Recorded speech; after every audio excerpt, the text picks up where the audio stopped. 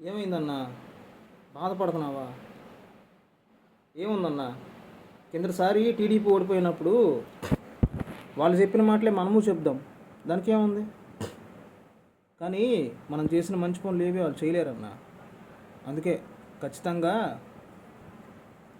ఈ 5 సంవత్సరాలు అయిపోని అంటున్నారు కదా.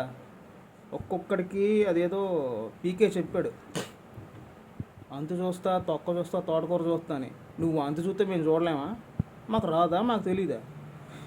ఈయనమ్మ అంతు చూస్తాడంట, ఏదో పీకుతాడంట. భూస్థాపితం అదేదో ఇంకేదో స్థాపితం ఏదో చేస్తానన్నాడు. చేయని అంటే మరి మాకు టైం రాదా? మేము చేయలేమా? మాకు తెలీదా? నిన్ను మించినోడు ఎవడన్నా? 100 మంది ఒక్క కూటమి అని చెప్పి తోటకూరని చెప్పి ఏదేదో కుక్కల్లా మురిగి ఓహో కుక్కలు వచ్చినట్టు వచ్చారు పెద్ద మంద. రాని,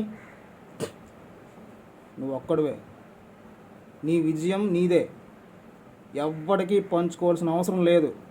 175 సీట్లు నీవి అంతే. నీ సీట్లలో ఎవడికి పెత్తనం అవసరం లేదు. ఇది నీ గెలుపు, నువ్వే ఖచ్చితంగా. ఇప్పుడు ఎగిరిన ప్రతి ఒక్కడికి ఇంకో 5 సంవత్సరాలలో దిగిపోద్ది. నేను చంద్రబాబు నాయుడు ఏటో అంటున్నాడు, బుల్లెట్ దిగిందా అని. ఈసారి బుల్లెట్ కాదు, గుణపం దిగుద్దుడు గుద్దలో. చాలు వదిలిపోద్దా ఒక 5 years జస్ట్ అంతే.